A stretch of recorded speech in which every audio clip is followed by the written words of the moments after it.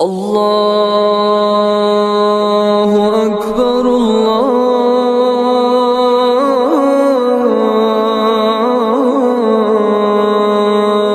اکبر۔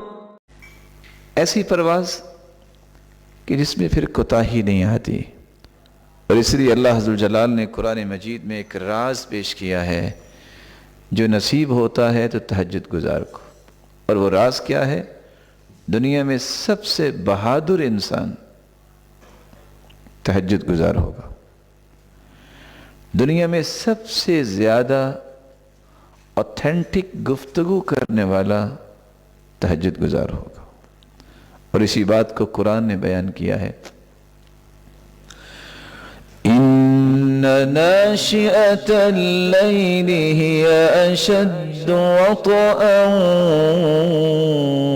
وَأَقْوَمُ قِيلًا إِنَّ لَكَ فِي النَّهَارِ سَبْحًا طَوِيلًا۔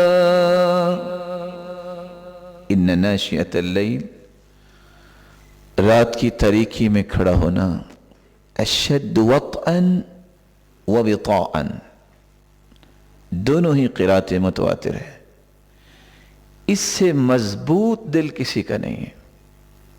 وَأَقْوَمُ قِيلًا، ایسی گفتگو اللہ تعالیٰ اس کی زبان پہ جاری کرتے ہیں جس کی پھر کوئی کاٹ نہیں کرتا۔ یہ دونوں صلاحیتیں ہر انسان کی ضرورت ہے، اس کا دل بھی مضبوط ہو اور اس کی بات بھی خوبصورت ہو۔ یہ دونوں نعمتیں حاصل کرنے کے لیے انسان کو تہجد کی نعمت مانگنی بھی چاہیے اور اس کی کوشش بھی کرنی چاہیے۔